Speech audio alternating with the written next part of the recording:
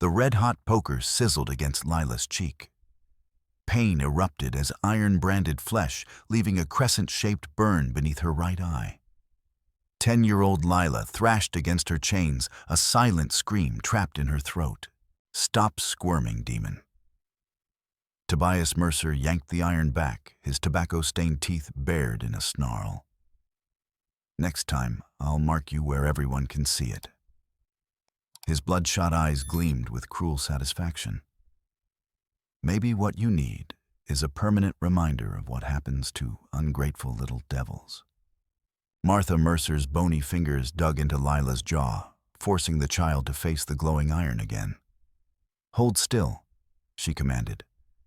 "Scripture says your kind must be purified. Pastor Fletcher says marking demons is God's work." A sudden gust banged the cellar door open. Tobias cursed, momentarily distracted. Seizing her chance, Lila twisted sideways, Martha's grip slipping on her sweat-slick skin. "Damn this storm!" Tobias growled, jamming the poker into a water bucket. Steam hissed like an angry snake. "Martha, secure that door. Pastor's coming for dinner, and we need this creature presentable for Sunday's cleansing." He grabbed Lila's hair, yanking her face close to his. "The whole town's paid good money to see a demon cast out. Won't they be surprised when the exorcism turns fatal?" His voice dropped to a menacing whisper. "Once Judge Harmon signs over your mama's land deed next month, you'll have outlived your usefulness." As Martha climbed the stairs, Tobias flicked his knife against Lila's new burn, making her flinch. "Sleep tight, demon. Sunday's coming fast." Darkness engulfed the cellar as the door slammed shut. From her secret cache behind a loose stone, Lila retrieved a charcoal stub and added to her hidden wall chronicle crude drawings depicting the truth. The fire that killed her parents. The Mercers watching from shadows. Papers exchanged with Pastor Fletcher. The boundaries of Mercer Farm expanding to swallow her family's land. Miles away, Kohana crested a hill, his black stallion, Wanakia, savior, in Lakota, pawing restlessly at the ground. The jagged scar running from his temple to jaw served as a permanent reminder of white soldiers punishing him for speaking his native language at the Indian school. Unlike most victims of such trauma, he'd regained speech, though he used words sparingly now.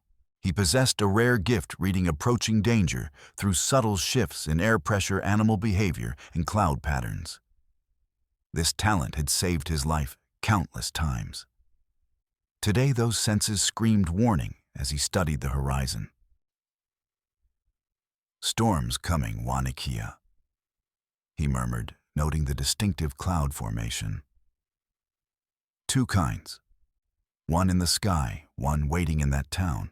Memories surfaced of his greatest failure, a Cheyenne boy who died under similar cleansing rituals while Kohana arrived minutes too late. The boy's eyes, accusing in death, haunted his dreams still. He'd vowed never to fail another child in such danger.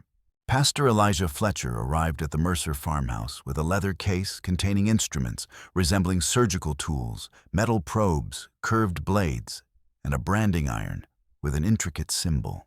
"The Lord showed me this particular demon requires exceptional measures," Fletcher explained as Martha gasped at the instruments. "Its hold is unusually strong." "Will the girl survive?" Tobias asked, eyeing the tools with calculating interest. Fletcher's lips formed what might charitably be called a smile. "Whether she lives or dies, the town will witness God's power unmistakably." 20 years earlier, Fletcher's pregnant wife and young son had been killed during a plantation uprising. Led by a literate mixed-race man, married to a black woman with a young daughter. He'd returned to find his family dead, and his faith transformed into a weapon. Ever since he'd seen demonic influence in any disruption to proper hierarchy, particularly in those of African descent who dared claim equality. When Lila was dragged into the kitchen, Fletcher noticed the fresh burn beneath her eye. "Already marked, I see." He splashed caustic, holy water onto her face, raising angry welts wherever it touched. See how it reacts, classic sign of demonic presence. A knock interrupted their session. Martha returned from answering with clear agitation. There's a man asking about farm work. Strange-looking fellow, dark with long hair under his hat. The man who entered removed his hat with deliberate politeness, revealing features that marked him as Native American, despite his attempt at conventional attire. "The name's John Smith," he offered smoothly. "Looking for work along the way to the Black Hills." Kohana assessed the room with a practiced glance, noting Lila's fresh burn, the caustic welts forming the chain marks on her ankles. Each detail fed his growing rage, carefully concealed behind an impassive expression. "We're not hiring," Tobias replied curtly. "Especially not your kind." "Oh, that's unfortunate," Kohana said evenly. "In town they spoke highly of your Christian charity, taking in an orphaned child despite her difficulties." Fletcher stepped forward defensively. "The child is under special care for her condition. It's a private family matter." "Of course." Kohana nodded deferentially, backing toward the door. He deliberately dropped a small carved wooden bird near Lila's feet, the movement so subtle that none of the adults noticed. "Good evening to you all." Later at Wild Ridge's saloon, Sheriff Davis entered, eyes narrowing at Kohana's presence. "Haven't seen you before," Davis observed, ordering whiskey with a gesture. "Passing through, looking for work," Kohana replied evenly. "Name's Smith." "Smith? How original." Davis studied him carefully. "You have the look of someone who's seen the inside of an Indian school." "Just remember whose town this is," Davis warned. "Wild Ridge handles its business internally. Strangers who interfere tend to disappear in these prairies." Deputy Jesse Holt slouched against the bar, his weathered face marked by a distinctive web of scars across his right cheek, legacy of a Lakota warrior's knife during the border conflicts 5 years earlier. The sight of Kohana visibly tightened his grip on his glass. Another redskin thinking he belongs in white man's territory. Holt muttered loudly enough to be heard. "Should have finished your kind when we had the chance at Yellow Creek." The reference to the Yellow Creek massacre, where Holt had personally led militia against an unarmed Lakota camp, was deliberately provocative. Kohana recognized the deputy was baiting him, seeking excuse for violence. "Some men fight women and children," Kohana replied without looking at Holt. "Warriors fight other warriors." Holt pushed off the bar hand, dropping to his holster. "That sounds like a challenge, Injun." "Enough, Jesse," Davis ordered sharply. "Not here, not now." He gave his deputy a meaningful look. "We have business with Judge Harmon to prepare for." Later that night, in Sarah Cooper's small kitchen, Kohana heard the full story of the Williams family murder. Sarah also revealed a crucial detail. Eleanor had a half-brother in St. Louis, powerful attorney named William Grant. She wrote to him about the threats before the fire. This information opened new possibilities. "Can you get a message to him?" "Maybe. My sister trades in St. Louis." Sarah frowned. But Sunday's cleansing won't wait for legal help. As they prepared rescue plans, neither noticed the shadow passing briefly across the kitchen window, Jesse Holt, who'd followed Kohana from the saloon. By Saturday evening, storm clouds gathered like spectators to the human drama below. At the Mercer farm, a platform had been erected in the barn, with restraints bolted into the wood. Lila spent her final night clutching the wooden bird Kohana had dropped, adding one final drawing to her hidden wall chronicle, a bird in flight, alongside a human figure on horseback. Morning arrived with apocalyptic skies. Despite threatening weather wagons began arriving at the Mercer farm, carrying spectators eager for the promised spectacle. Kohana observed from concealment, waiting for the moment when Tobias and Martha emerged from the main house, dragging Lila between them in a white shift. Kohana approached, timing his interruption perfectly. Mr. Mercer, a moment of your time. Sheriff sent word the judge arrived early, wants to see you immediately about the Williams property paperwork. The lie struck its target. Tobias's face paled slightly, his greed battling with the planned ceremony. Judge Harmon's not due until next week. Apparently, his circuit changed. Kohana shrugged. Sheriff said something about final verification before transfer can proceed.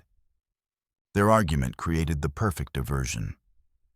Kohana moved with lightning speed, drawing a concealed knife and severing Lila's bonds. "Run!" he commanded simultaneously, shoving Tobias backward into Fletcher. Martha screamed as Fletcher recovered quickly, reaching for a hidden revolver. The sharp crack of gunfire competed with thunder as Kohana ducked, pulling Lila toward Wanakia. "Demons escaping!" Tobias bellowed toward the barn. "Stop them!" They cleared the farm boundary as the storm broke in full fury, rain lashing down in blinding sheets. They had ridden less than a mile when shouts of pursuit reached them.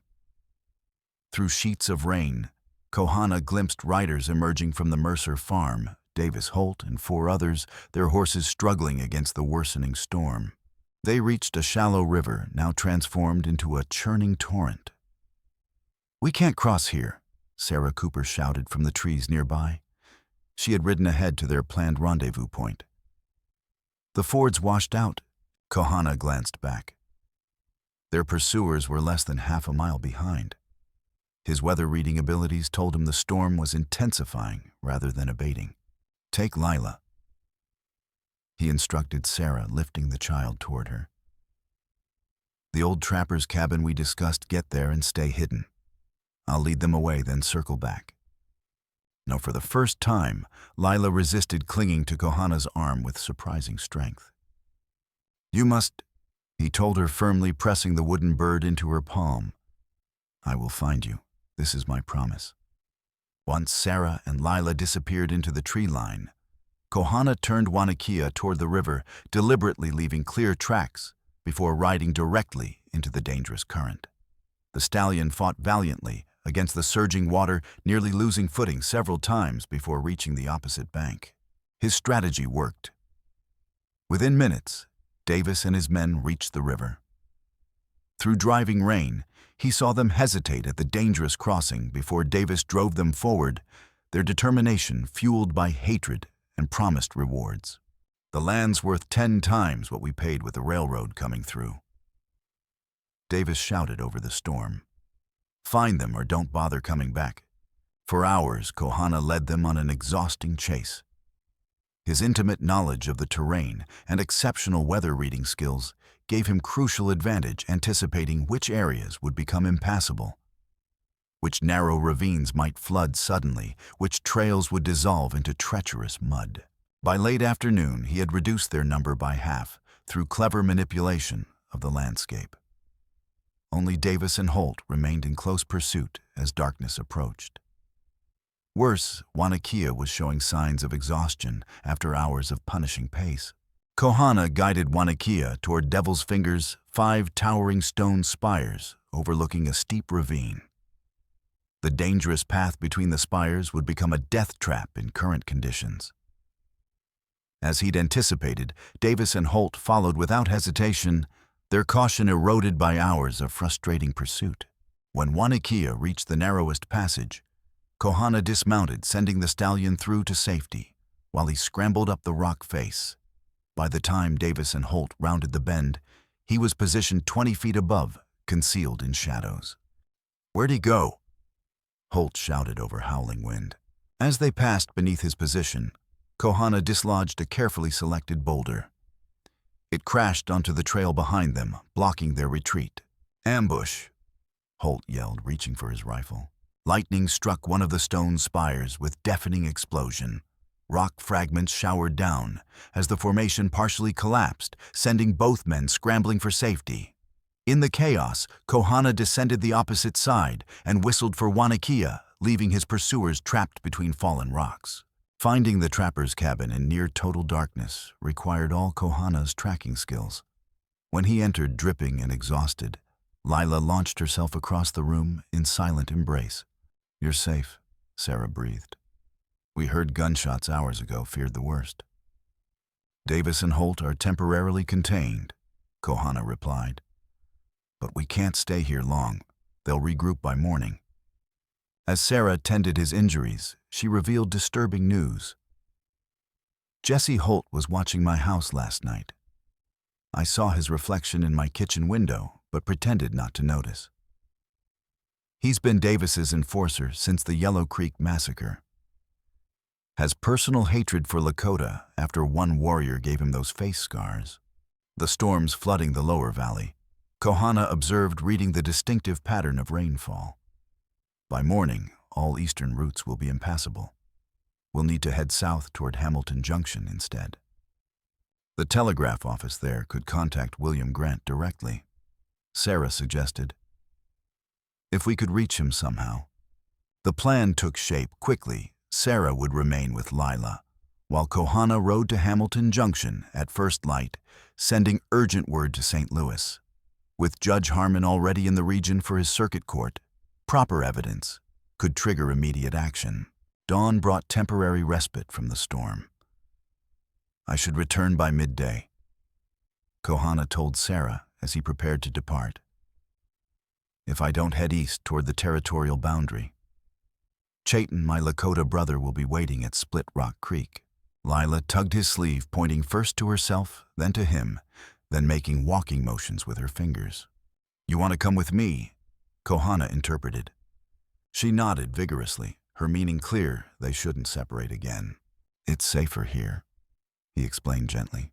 Her response was unexpected. She shook her head firmly, then retrieved a small stone she'd been using to scratch marks on the cabin floor. With quick movements, she drew Davis's badge, then a woman's face, then connected them with a line. "Sheriff Davis and Sarah," Kohana asked, confusion evident. Sarah's sharp intake of breath confirmed Lila's meaning. "Davis threatened to burn my sister's shop if I didn't report your movements," she admitted. "But I've been misleading him, telling half-truths." Lila pointed to her hidden cache, a loose stone similar to her cellar hiding place. From it, she withdrew a crumpled note from Davis to Sarah, demanding information about the Indian and the girl. "Let me prove my loyalty," Sarah insisted. "The station master at Hamilton Junction owes me his life typhoid fever last winter. He'll send a telegraph without recording it officially." "Hamilton Junction is 15 miles northwest," Kohana objected. "And the last place Davis would expect you to go," Sarah pointed out. "Besides, there's something you should see at the Williams property. Something Eleanor showed only me. Proof that might matter more than any telegraph." By midday, they reached the burned ruins of the Williams homestead. Sarah led them to what appeared to be an ordinary well. Not just water. James built a hidden chamber beneath. Using a concealed mechanism, Sarah revealed a narrow ladder descending into darkness. The underground chamber contained a metal strongbox with original land deeds documentation of threats from Mercer and Eleanor Williams's diary, detailing the escalating danger she perceived. "She knew they wouldn't stop at intimidation," Sarah said. "This is her testimony and their death warrant if brought before honest court." With evidence secured, they continued toward Hamilton Junction. They were less than 3 miles away when Wanakia stepped into a hidden sinkhole and went down hard, throwing Kohana and Lila into churning water. The stallion recovered quickly, but Kohana's leg was caught between submerged rocks as water levels rose alarmingly. Lila, refusing to leave him, located a sturdy branch for leverage that allowed Kohana to free himself just as water reached dangerous depths. His ankle was badly twisted, possibly broken, severely limiting mobility at the worst possible moment. "You must go ahead with Sarah," he told Lila through gritted teeth. "Get the evidence to the station master." For answer, Lila tore strips from her ragged shift, creating crude but effective ankle support. She positioned herself under his arm, becoming human crutch despite their size difference. When they crested the next rise, they saw Hamilton Junction in the valley below, along with 6 riders approaching from the east, led by Davis and Holt. There's only one chance, Kohana decided. Sarah, take Lila and the evidence directly to the telegraph office. I'll create diversion, draw them away. You can barely walk, Sarah protested. This storm is my ally, Kohana replied, already identifying defensible position, rocky outcropping overlooking the main trail where a single shooter could effectively pin down multiple attackers. Lila's frantic head-shaking and clutching made her objection clear, but Kohana gently disengaged her hands. Some battles can't be avoided, little one. Some risks must be taken. With visible reluctance, Lila allowed Sarah to lead her away, though her backward glances carried unmistakable determination that this separation wouldn't be final. Kohana reached his chosen position just as Davis and his men entered the valley. Despite his injured ankle, he moved efficiently using rain and wind direction to maximum advantage. His first carefully placed shot struck ground directly before the leading rider, causing the horse to rear in panic. "Take cover," Davis shouted as Kohana's second shot removed his hat cleanly. For 10 critical minutes, Kohana maintained the illusion of multiple attackers firing from different positions, creating impression of coordinated ambush. Davis and his men returned fire sporadically, but distance and weather conditions rendered their efforts ineffective. The strategy worked until Holt identified Kohana's actual position, an orchestrated flanking maneuver through blind spot in his defense. The first warning came too late, bullets striking rock inches from his head, followed by Holt's voice from much closer than expected. "Nowhere left to run, Indian." Holt snarled. "Sheriff wants you alive, but I'm hoping you'll give me reason to disobey that order." With his ammunition nearly exhausted and escape impossible with his injured ankle, Kohana carefully lowered his rifle. "Finally," Davis said, prodding Kohana's injured ankle with deliberate cruelty. "Where's the girl and the widow?" "Safe beyond your reach," Kohana replied, refusing to show pain despite agonizing pressure. "We'll see about that." Davis gestured toward the junction buildings. "Men search every structure. They can't have gone far." He leaned closer to Kohana. "When we find them, I'll make you watch what happens next, especially to the girl." Holt's ugly laugh confirmed the threat. "Been waiting years to settle scores with your kind." Yellow Creek was just the beginning. Kohana lunged suddenly despite his bonds, headbutting Davis with enough force to send the sheriff sprawling in mud. The beating that followed was methodical and thorough, designed to cause maximum pain while keeping him conscious. Through swelling eyes, Kohana watched 4 men depart toward the junction, while Davis and Holt remained to continue his education. He measured his breathing carefully, gathering strength for one final effort, when opportunity presented itself. What happened next occurred with such speed that later accounts would differ.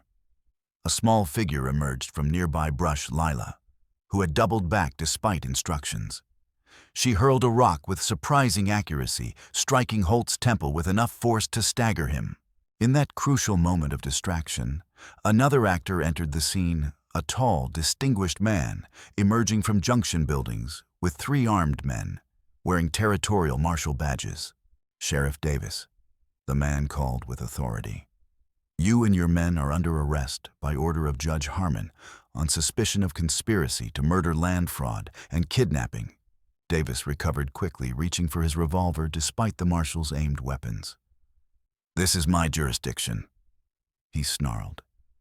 "You have no authority here." "I have every authority," replied another voice as Judge Isaiah Harmon himself appeared, documents in hand. "These warrants bear my signature based on evidence received via telegraph from St. Louis 3 days ago." 3 days, Davis looked stricken. "Impossible."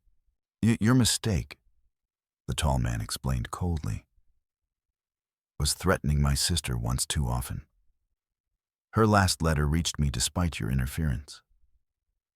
I've been investigating quietly for weeks, building case while waiting for opportunity. His gaze moved to Lila, softening visibly. I just never expected to find my niece alive. The shock affected everyone differently. Davis lunged for his fallen revolver. Holt dove for cover behind nearby rocks. The marshals responded with practiced efficiency, firearms trained on immediate threats. Amid this chaos, Lila moved with unexpected purpose toward Kohana's battered form. She positioned herself protectively before him, small body projecting fierce determination. "Stand down, Sheriff," Harmon commanded. "Your deputies at the junction have already surrendered." For one tense moment, outcome hung in balance. Then Davis's shoulders slumped in resignation. "This isn't over," he muttered, dropping his weapon. Only Holt refused surrender, attempting escape through driving rain. A single shot from the lead marshal's rifle ended his flight, not fatally, but severely enough to guarantee capture. As marshals secured prisoners, William Grant approached Lila cautiously. "Eleanor's daughter," he said softly. "You have your mother's eyes, child." Rather than embracing her uncle immediately, Lila pointed urgently toward Kohana, signing rapidly, "Help him first." The Indian. Grant looked surprised, then understanding dawned. "Of course, he rescued you." He nodded to the marshals, who immediately moved to assist the injured man. Through it all, Lila refused to leave Kohana's side, despite her uncle's gentle coaxing. Her loyalty became even more evident when she finally broke her long silence, not with complex sentences, but with single painfully forced word, "Stay." Kohana, despite pain clouding his features, responded simply, "Always." 2 days later, in Judge Harmon's temporary chambers, the full conspiracy was officially documented. His judgment was appropriately severe. Davis and surviving conspirators received lengthy prison sentences. Tobias Mercer's life sentence was formally extended to maximum security facility. Martha Mercer collapsed upon hearing evidence against her, offering desperate confession implicating Fletcher in explicit detail. Fletcher himself had died in shootout with marshals when they attempted arrest. His personal papers contained disturbing journals documenting theological justifications for numerous crimes beyond those committed against Lila and her family. Most significantly, Judge Harmon formally invalidated all fraudulent land transfers, restoring legal ownership of William's property to Lila. As sole surviving heir, with William Grant, appointed financial trustee, until she reached majority. As arrangements were finalized, an unexpected tension emerged between Grant and Kohana regarding Lila's future. The attorney, while grateful for Kohana's rescue of his niece, clearly expected her to return to St. Louis under his guardianship. "There's something you should know," Grant said during private meeting with Kohana. "The Williams property contains more than just farmland. Geological surveys indicate significant mineral deposits potentially valuable enough to fund Lila's education at finest institutions back east." "You speak of wealth," Kohana observed carefully. "I speak of healing." "Can't she have both?" Grant challenged. "Eleanor would want her daughter to access opportunities denied to her through prejudice. Proper education, social connections, legitimate place in society." The revelation of mineral wealth complicated what had seemed straightforward moral victory. Was Grant's interest in Lila purely familial or influenced by potential fortune associated with her inheritance? The question created brief but significant friction until Lila herself resolved the dilemma. During formal hearing to determine guardianship, she stunned the court by delivering her first complete sentence since trauma had stolen her voice. "I choose both." Her declaration led to unprecedented arrangement legal documentation establishing joint guardianship between Grant and Kohana, with provision for Lila to divide time between St. Louis and wherever Kohana established residence, all supported by trust fund created from Williams' property income. Not standard procedure. Harmon acknowledged signing necessary documents, but then nothing about this case follows standard procedure. 1 month later, Lila experienced her first full day without fear since her parents' deaths, awakening in Gray Dove's teepee within Lakota summer encampment. The elderly healer welcomed her immediately, somehow knowing her circumstances without explanation. "The spirits spoke of your coming," Grey Dove said simply. "They told of child whose silence carried powerful words." Under her tutelage, Lila's facility with Plains Indian Sign Language developed rapidly, while her physical healing progressed through Grey Dove's extensive herbal knowledge. William Grant, initially planning brief visit, found himself unexpectedly extended his stay, fascinated by Lakota legal concepts that differed profoundly from American jurisprudence. 4 months later, disturbing news arrived through Chayton's network of contacts. Deputies loyal to Davis had organized prison break during transfer, reportedly heading north, with fugitives seeking revenge against those who had destroyed their operation. This threat against backdrop of already mounting pressures on Lakota community created untenable situation requiring difficult decisions. The council determined the band must move west toward more remote territory. Kohana, Lila, and Grant would pursue legal strategies possible only through Grant's professional connections. "I've been corresponding with progressive reformers in Washington," Grant explained. "There may be opportunity to establish protected homestead with unusual legal status, neither reservation nor conventional settlement, but recognized sanctuary for mixed heritage families and traditional Lakota seeking sustainable alternative." This vision gained surprising traction through Grant's persistent advocacy and Judge Harmon's continuing support. The Williams property provided potential foundation for experimental community that might demonstrate alternative to prevailing models of forced assimilation or military containment. Winter passed in separate but parallel efforts. Lila's healing continued steadily despite occasional setbacks. Unexpected breakthrough occurred during spring visit to St. Louis, where Grant had arranged meeting with influential philanthropist interested in Indian question and the child's education. The elderly gentleman inquired paternalistically. "Surely proper schooling would civilize. I understand English, mathematics, Lakota tradition, and healing medicine." Lila interrupted with sudden fluency. "My education comes from 2 worlds, sir. Both valuable. Neither complete alone." Her voice strengthened with each word. "What needs civilizing is not me, but system that would erase half of who I am." The philanthropist's startled expression gradually transformed to genuine respect. By meeting's end, he had pledged substantial financial support for what would eventually become Grey Dove's Haven. Construction began that summer on Williams' property. Sarah Cooper provided crucial bridge between Native participants and skeptical neighboring settlements. Her medical knowledge, combined with techniques Lila had learned from Grey Dove, created healthcare approach that drew patients regardless of background.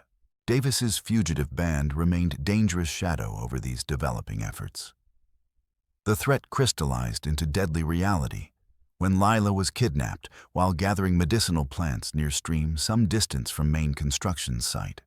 "Got you at last," her captor growled, binding her hands. Sheriffs waited long time for this reunion. When Lila failed to return by dusk, Kohana organized immediate search, quickly discovering signs of struggle and abduction. Evidence pointed toward abandoned mining operation near territorial border, where Davis reportedly maintained hidden camp. "I go after them now," he told Grant, checking weapons with methodical precision. "This may be exactly what Davis wants," Grant warned. "To separate you from our strength. Then I'd be trading Lila's life for my own safety." Kohana swung onto Wanakia's back. "No honorable choice exists except pursuit." By dawn, Kohana had located the mining camp collection of dilapidated buildings nestled against rocky foothills. Through field glass, he counted 8 men moving about the structures, with Davis himself recognizable directing activities from central position. Lila appeared briefly as they transferred her between buildings, conscious and apparently unharmed, though clearly restrained. Relief battled with strategic awareness that direct assault against superior numbers would likely fail. As darkness fell, Kohana began careful reconnaissance circuit around Hideout's perimeter. His patience yielded crucial intelligence, two-man patrol, creating brief blind spot every 17 minutes. Poorly secured rear entrance to main building majority of outlaws, gathered for evening meal, leaving minimal security elsewhere. Using this knowledge, Kohana infiltrated to position, allowing observation through gaps in weathered boards. Inside, Davis and lieutenants studied maps, while Lila sat bound in corner head, lowered but clearly alert, watching, waiting, analyzing exactly as Kohana had taught her. Her fingers worked almost invisibly at bindings behind her back, using jagged metal shards she'd managed to conceal during transfer between buildings. "Judge thinks you're dead or in Canada," one man was saying to Davis. "Why risk coming back at all?" Davis slammed his fist on table. "Because I want what's mine. That land was worth fortune before. With railroad survey confirmed, it's worth 10 times more now." He approached Lila, roughly lifting her chin. "Don't you demon child, all these months with savages, you still remember where your mama hid those papers?" Lila's expression remained defiantly blank, though Kohana noted subtle changes in her posture, gathering tension weight, shifting imperceptibly toward balls of her feet, fingers working steadily at nearly severed bindings, still playing mute. Davis laughed without humor. "Stubbornness got your mother burned alive.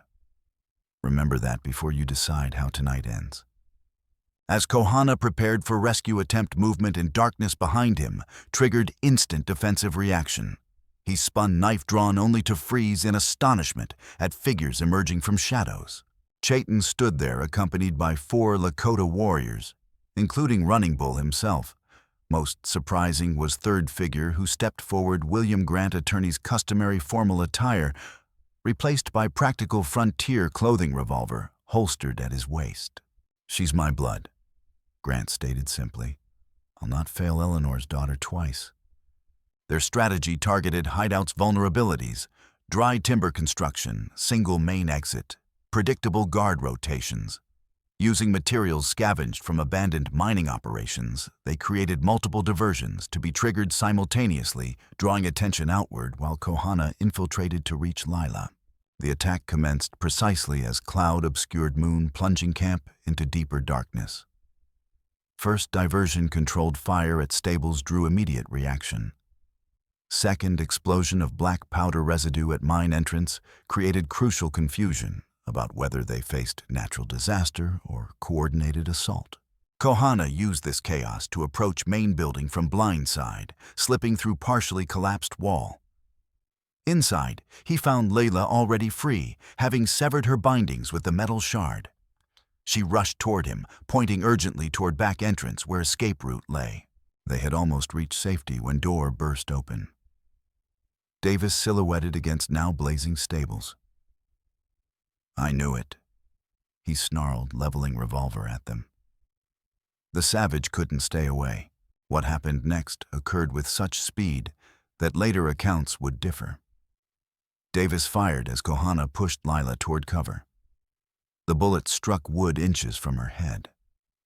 Lila, rather than freezing in terror, grabbed heavy metal lantern from nearby table and hurled it with surprising accuracy, striking Davis's shooting arm.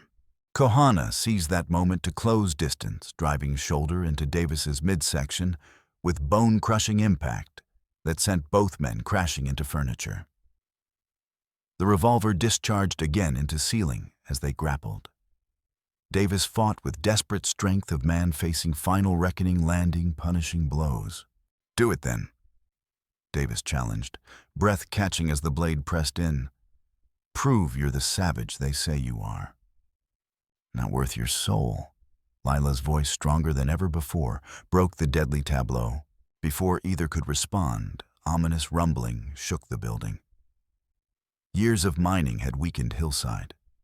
Now combined stress of explosion fire and struggle triggered catastrophic structural failure. Timbers cracked overhead as ceiling began collapsing. "Run!" Kohana shouted, grabbing Lila and charging toward their escape route as building disintegrated around them. They burst into open air seconds before main collapsed, dust and debris billowing outward. Behind them, Davis's scream cut off abruptly as tons of earth reclaimed the hideout. Outside, fighting scattered across mining camp, but with their leader lost and base destroyed, Outlaw's resistance crumbled quickly. By dawn, those not dead or captured had fled into wilderness. With Davis dead and comprehensive evidence secured, remaining legal obstacles to Lila's inheritance and proposed community development dissolved quickly. Judge Harmon issued findings that not only confirmed her rights, but also implicated several local officials in corrupt practices that had enabled the original conspiracy. 5 years later, as Lila approached her 16th birthday, Gray Dove's Haven stood as living reality on Williams' property. The settlement operated under unique legal framework, a cultural sanctuary, where displaced persons from multiple backgrounds could find safety without surrendering identity. Yet success brought new challenges. Railroad expansion now manifested as physical reality survey stakes marking proposed route cutting dangerously close to their northern border. Government Indian agents increasingly questioned legality of non-reservation natives residing outside federal supervision. Internal tensions emerged as well. Some Lakota members felt community compromised too much with white ways. Certain settler families struggled to fully embrace native practices incorporated into daily life. When territorial officials arrived with documents bearing governor's seal, Lila faced them with confidence that had replaced childhood terror. She touched the meadowlark amulet Gray Dove had given her years earlier. "We've faced worse than government papers." The railroad representative stepped forward, unfolding maps showing proposed route directly through Gray Dove's Haven's northern section. "The territorial governor has approved this alignment. Construction begins next month." "Those lands contain sacred burial sites," Lila noted evenly, "and our community's primary water source." "Unfortunate, but irrelevant," the official replied dismissively.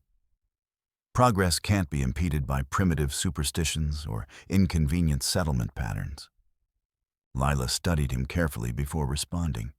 "The Williams Mining Trust, which I control as majority shareholder, owns mineral rights to 3 key passes. Your route must traverse further west." The revelation clearly surprised the officials. "Additionally, my uncle's law firm represents 4 major investors in your railroad company. Perhaps we should discuss alternate routes that benefit all parties." The railroad representative's expression shifted from dismissive to calculating. "You're suggesting a negotiation rather than resistance." "Maynard, I'm suggesting collaboration instead of conflict," Lila corrected. "Our community offers valuable skills. Your project needs local knowledge medicine for workers' stable supply point. In return, we require respect for our boundaries and sacred sites." William Grant stepped forward, legal documents in hand. "My niece speaks with full authority of the trust. I've taken the liberty of drafting preliminary terms that would allow your project to proceed without delay while protecting Gray Dove's Haven's interests." What followed was masterclass in frontier diplomacy. Lila and Grant, presenting unified front that balanced legitimate threats with practical solutions. By meeting's end, the officials departed with modified route plans that would skirt the settlement's northern boundary rather than cutting through it, along with preliminary agreements for mutually beneficial services. "You've become quite the negotiator," Kohana observed as they watched the officials ride away. "Using their own ambitions against them." Lila smiled slightly. "I learned from watching you all these years. Finding balance between standing firm and finding common ground." This successful resolution reinforced Lila's growing reputation throughout the territory as bridge builder between seemingly incompatible worlds. Yet not all challenges yielded so readily to negotiation. When drought struck the following summer, tensions within the community itself threatened their carefully constructed harmony. Several settler families, led by former cavalry officer Marcus Stroud, who had joined Gray Dove's Haven after losing his family to cholera, proposed damming the creek to create reservoir exclusively for agricultural irrigation. a plan that would disrupt traditional Lakota fishing grounds downstream. We can't survive on spiritual ceremonies and goodwill, Stroud argued during heated community council. Practical solutions require prioritizing food production over fishing rights that serve only part of our community. Chayton responded with equal intensity. Those fishing grounds have sustained my people for generations. Your crops failed because you refused to adopt drought-resistant native plants we recommended. The dispute revealed deeper fracture lines within their experimental community, cultural differences in resource management that had remained manageable during times of plenty, but emerged starkly when scarcity threatened.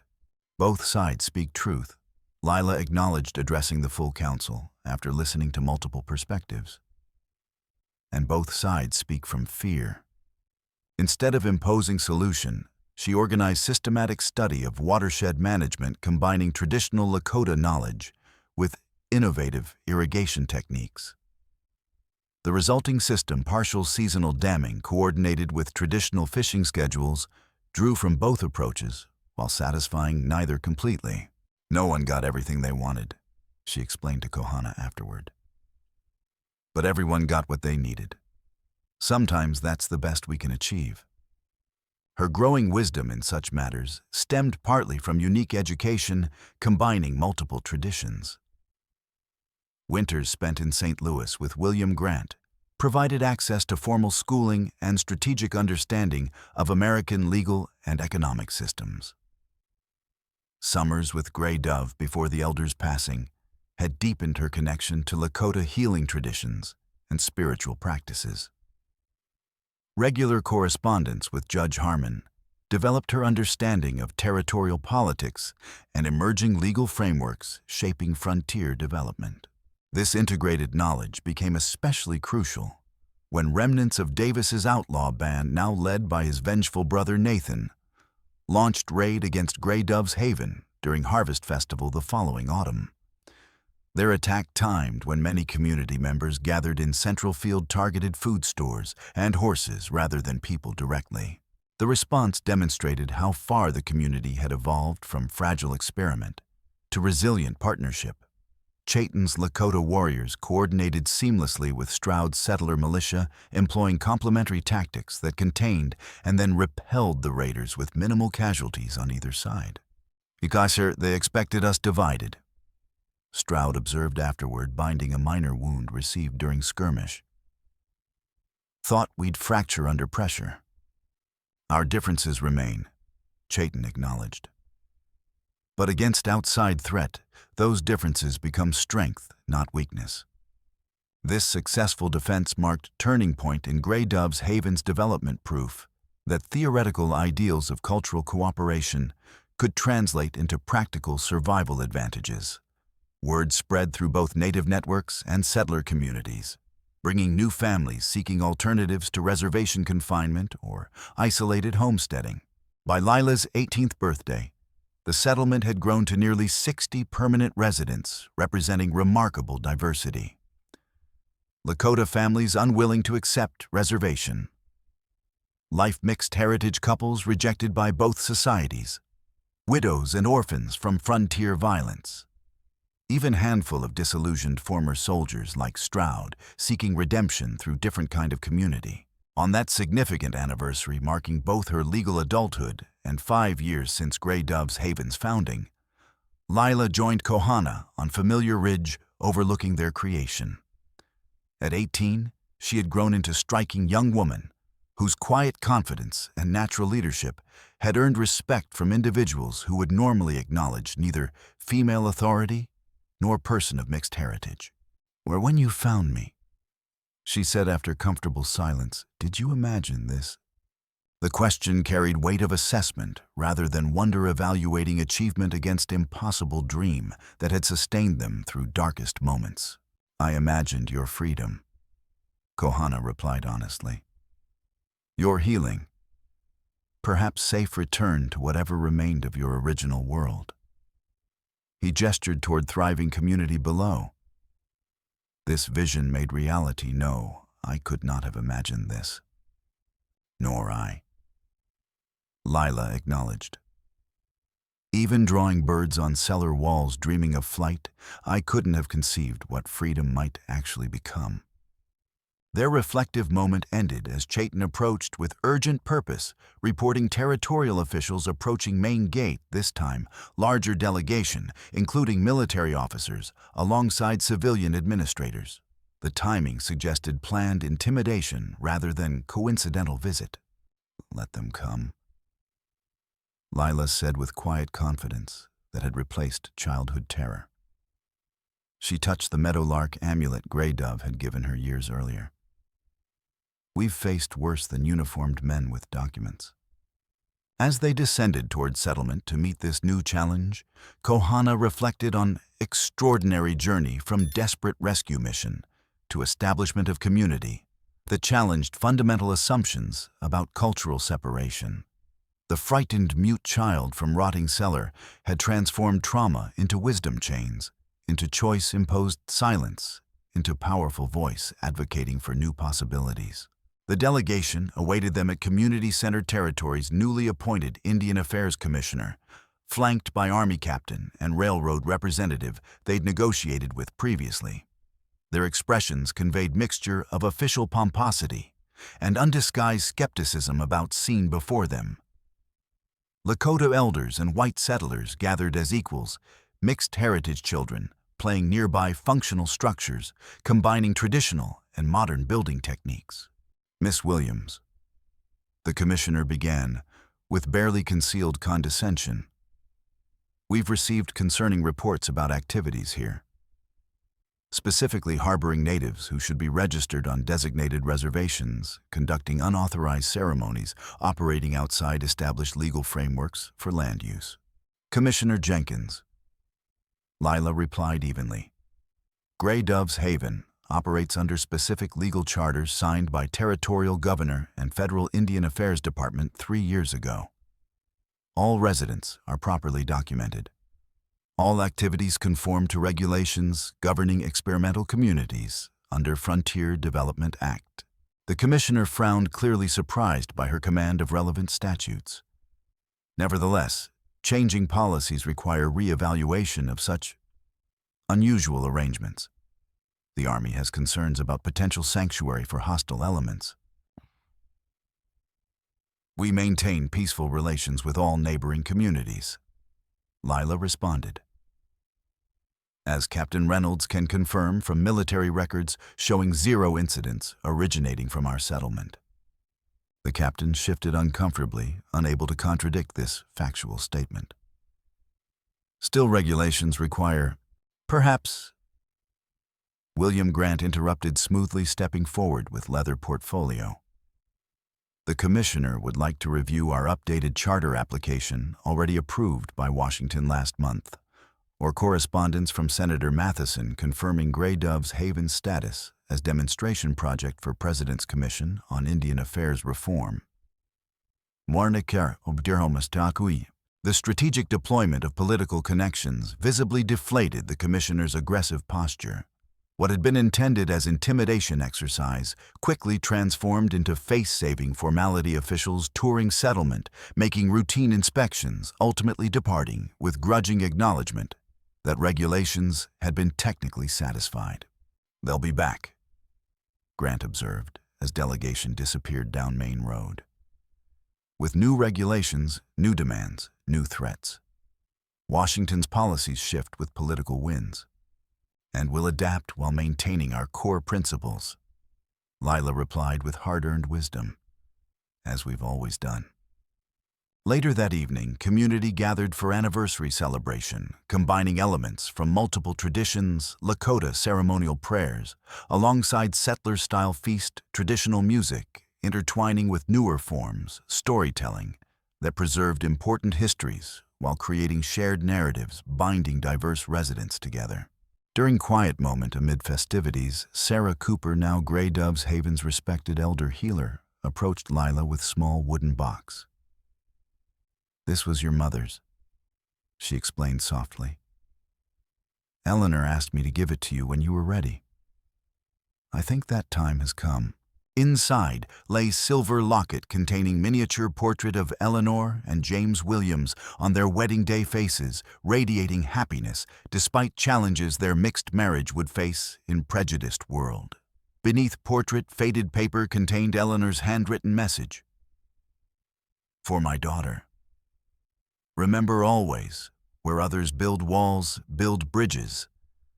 Where others see differences, find strength. Where others demand purity, celebrate complexity. This is your heritage and your gift to the world. The words written before Lila's birth, yet somehow prescient of journey she would undertake, affected her deeply. Tears she rarely allowed herself filled her eyes as she recognized how completely her life had fulfilled her mother's hopes, despite or perhaps because of trauma that had shaped her path. As territorial officials disappeared down dusty road and celebration continued around them, fundamental truth emerged from all they had experienced. Transformation remained possible even in world determined to enforce division. The silent symphony of their journey from cellar darkness to community leadership played on each note building toward harmonies previously unimagined on merciless frontier, where such music had no right to exist, yet somehow did. In coming years, Grey Dove's Haven would face numerous challenges, policy shifts threatening their legal status, natural disasters testing their resilience, internal conflicts, requiring ongoing negotiation between competing needs and perspectives. Not all challenges would yield to immediate solutions. Not all wounds would heal completely. Not all differences would find perfect reconciliation. Yet the community's underlying strength, its willingness to engage complexity rather than retreat into simplicity, to see differences as potential resources rather than inevitable threats, to recognize humanity across cultural boundaries, provided foundation more durable than any single approach could offer. For Lila, whose journey from mute victim to articulate leader embodied this transformation most visibly, the path forward remained neither entirely Lakota nor entirely white, neither completely traditional nor fully modern, but intentionally integrative third path requiring continuous creation rather than mere selection between existing options. Some bonds transcend blood, she told Kohana as celebration continued into evening. Some voices speak most powerfully when first silenced. Some journeys begun in terror lead eventually to belonging. She reached for his hand gesture that had evolved from childhood need to adult partnership based on shared vision. And some scars become maps showing others way toward healing.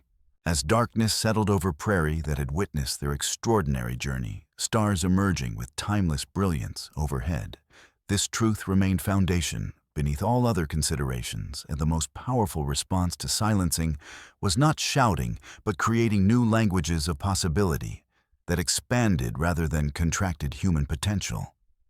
The mark of true freedom wasn't absence of chains, but presence of choice, about identity, about community, about future still being written with each conscious action. The wooden bird carving that had once represented impossible hope now sat above main entrance to community gathering house symbol. Not of escape, but of transformation. Not of flight from reality, but of perspective that transcended arbitrary boundaries. Not of individual salvation, but of community possibility. Just as Lila herself had evolved from rescued victim to cultural bridge builder, so too had their shared vision expanded from mere survival to demonstration of alternative future on frontier that desperately needed such examples. Whatever challenges approached on horizon, whether from territorial officials, economic pressures, or inevitable changes sweeping across frontier, that they would face them as they had faced everything since that fateful night in rotting farmhouse cellar. Together, each making others stronger through differences embraced rather than denied creating future. Neither could achieve alone.